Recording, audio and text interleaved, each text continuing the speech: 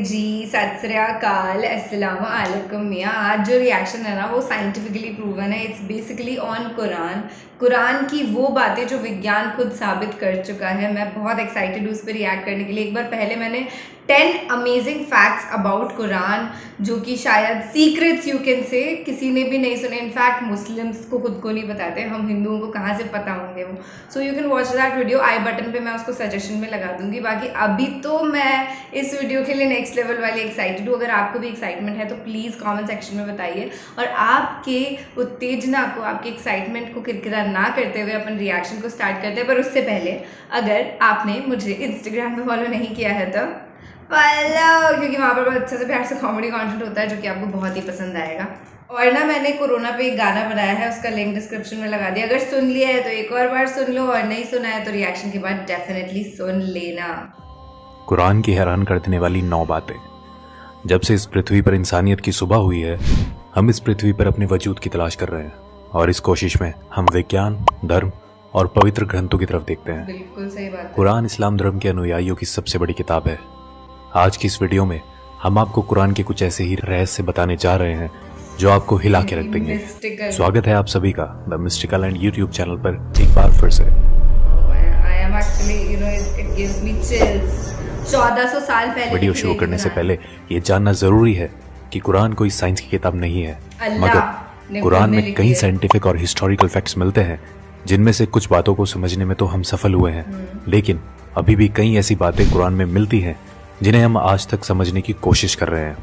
कुरान में कुछ ऐसी भविष्यवाणी भी की गई हैं जो अब तक सच हो चुकी हैं। आइए मिलकर जानते हैं कुरान के सबसे चौंकाने वाले तथ्य।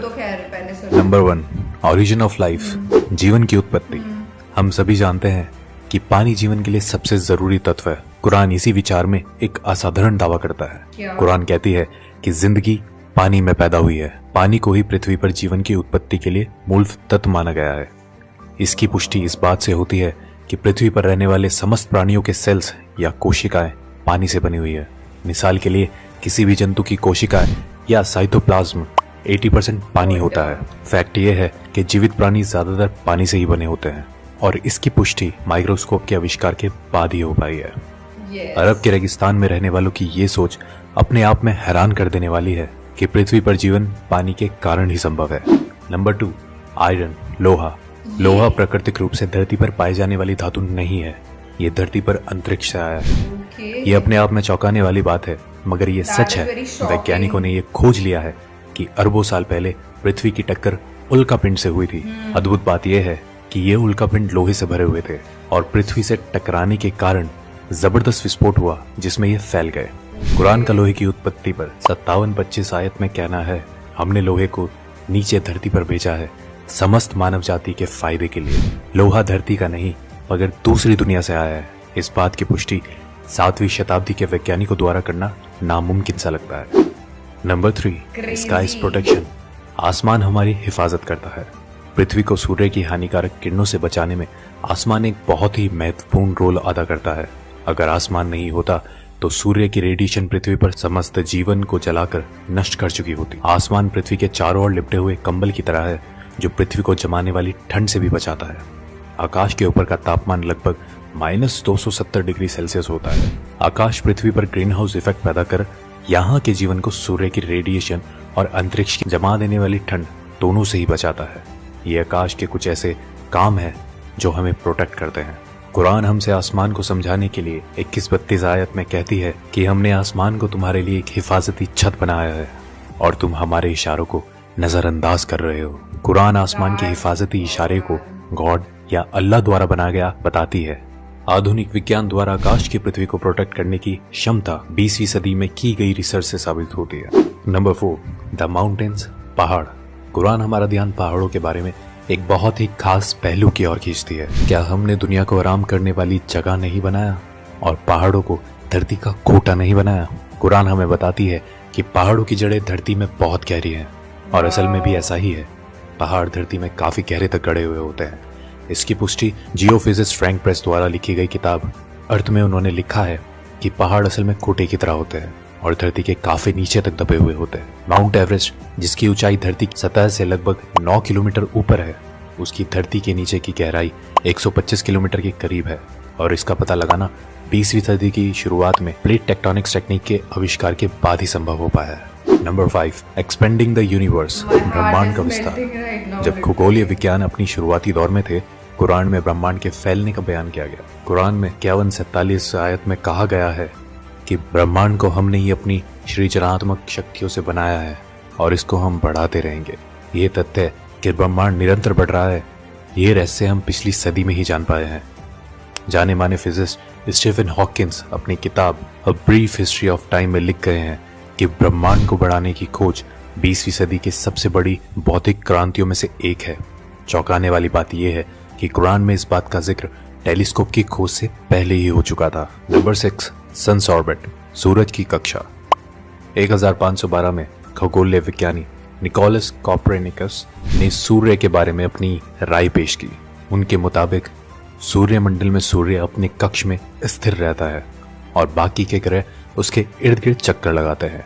ये नजरिया कि सूर्य स्थिर है 20वीं सदी तक तमाम खगोल वैज्ञानिकों में कायम था, लेकिन अब ये स्पष्ट रूप से एक वैज्ञानिक तथ्य है कि सूर्य स्थिर नहीं है, बल्कि वो हमारे मिल्की वे गैलेक्सी में मध्य में घूमता रहता है। कुरान में इस बात का जिक्र 21-33 आयत में आता है। वो जिसने रात दिन चांद सूरज बनाए वो अल्लाह ही है और ये चांद सितारे सब अपने ही कक्ष में तैरते रहते हैं। 2 दशकों पहले तक कुरान को खगोल वैज्ञानिकों द्वारा गलत समझा जा रहा होता, लेकिन अब हम जानते हैं सूर्य से संबंधित कुरान का ये दावा आज का विज्ञान एकदम सच साबित करता है। नंबर 7, द ओशियन, समुद्र। कुरान 24-40 आयत में कल्पना का आधार बनाकर गहरी बातों को हम तक पहुंचाना चाहती है। इसमें लिखा है, गहरे समुद्र के अंधेरे जो लहरों से घिरे हुए हैं, लहरों के नीचे हैं, उसके ऊपर बादल हो और उसके ऊपर फिर अंधेरा हो, एक के ऊपर एक छाए हुए हो, इतने अंधेरे कि अपने हाथ भी आपको दिखाई ना दे, और जिसको अल्लाह रोशनी ना दे उसको कहीं भी रोशनी नहीं मिल सकती। आमतौर पर यह समझा जाता है कि लहरें समुद्र के ऊपरी सतह पर चलती हैं।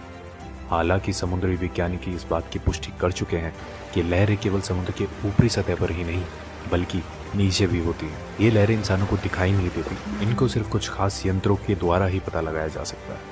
कुरान समुद्र की गहराइयों के अंधेरों के ऊपर चलने वाली लहरें और उसके ऊपर चलने वाली लहरें और उसके ऊपर बादलों के बारे में हमें बताती है। कुरान की ये बात सिर्फ इसलिए काबिल तारीफ नहीं है कि वो समुद्र की अंदरूनी लहरों के बारे में बात करती है, बल्कि इसलिए भी है कि ये समुद्र की गहराइयों के अंधेरों को भी बयां करती है। आज के टाइम में भी इंसान बिना ब्रीथिंग इक्विपमेंट यूज किए केवल 70 मीटर गहराइयों तक ही जा सकता है। वहां तक कुछ रोशनी जरूर होती है, मगर हम 1000 मीटर की बात करते हैं तो वहां घनघोर अंधेरा रहता है। कुछ 1400 साल पहले ये सब पता लगाना कैसे मुमकिन हुआ, ये अपने आप में रहस्य है। नंबर 8, लाइंग एंड मूवमेंट्स, झूठ और हमारी हरकतें। अबू जहील नाम का एक बहुत ही अत्याचारी निर्दयी शासक पैगंबर मोहम्मद के समय में हुआ था। अल्लाह ने कुरान में उसको चेतावनी देने के लिए 96, 15 और 16 की आयत में फरमाया है कि इस बात में कोई शक नहीं, अगर ये बाज ना आया तो हम उसके मत्थे को पकड़कर घसीटेंगे, ऐसा मत्था जो झूठा और पापी है। अल्लाह ने कुरान में उस शख्स को झूठा नहीं कहा, बल्कि उसके मत्थे को, जो कि दिमाग का अगला हिस्सा है, उसको झूठा और गुनहगार कहा है। यह आयत 2 वजह से बहुत खास है। पहली ये कि हमारे दिमाग के सामने वाला हिस्सा हमारी सोची समझी हरकतों का जिम्मेदार होता है। इसे फ्रंटल लोब के नाम से भी जाना जाता है। दूसरा ये फ्रंटल लोब ही दिमाग के झूठ बोलने वाले काम को कंट्रोल करता है। आज के दौर में की गई कई रिसर्चों में ये पाया गया है कि दिमाग के आगे वाला हिस्सा ही हमारी हरकतों और झूठ बोलने के लिए जिम्मेदार होता है। फ्रंटल लोब के ये फंक्शन 20वीं सदी में तमाम मेडिकल इक्विपमेंट्स आने के बाद ही हमें पता चले हैं, जबकि कुरान इस तरफ इशारे कब का कर चुका है। नंबर 9, पेन रिसेप्टर्स, दर्द को महसूस करने वाले टिश्यूज। काफी लंबे समय तक यही समझा जाता रहा है कि महसूस करना और दर्द का अंदाजा करने वाले टिश्यूज दिमाग में होते हैं।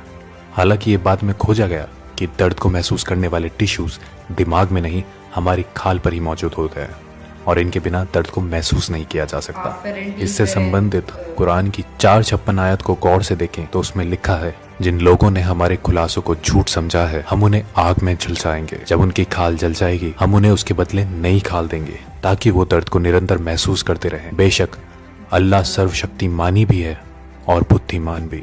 कुरान ने इस बात को कई सौ साल पहले ही स्पष्ट कर दिया था कि दर्द को महसूस करने वाले टिश्यूज स्किन में ही होते हैं, ना कि दिमाग में। ये खोज हाल ही में जीव विज्ञान में किए जाने वाली कई खोजों में से एक है। तो दोस्तों, ये थी कुरान में पाई जाने वाली कुछ शॉकिंग फैक्ट्स। ऐसे ही इंटरेस्टिंग वीडियो को लेकर हम समय समय पर आते रहते हैं। जुड़े रहे हमारे साथ, सब्सक्राइब करें the mystical and YouTube channel को। आज के लिए इतना ही, अब हमें इजाज़त दीजिए। आपका बहुत बहुत शुक्रिया। वाह, ये वीडियो लिटरली 9 मिनट का था और मुझे 9 सेकंड का फील हुआ। I am not lying right now. इतने अच्छे फैक्ट्स थे, इतने प्यारे थे, और अपने को पता है कि कुरान अल्लाह की किताब है। एक एक वर्ड जो लिखा हुआ है उसके अंदर, इट्स वेरी ट्रू। 1400 साल पहले ये लिखी गई थी और आज जाकर के वो सारी चीज़ें प्रूव होती चली जा रही है। और कुछ चीज़ें जो प्रूव नहीं भी हुई हैं वो भी 100% प्रूव हो जाएंगी, क्योंकि नहीं झुठला सकते यार कुरान को।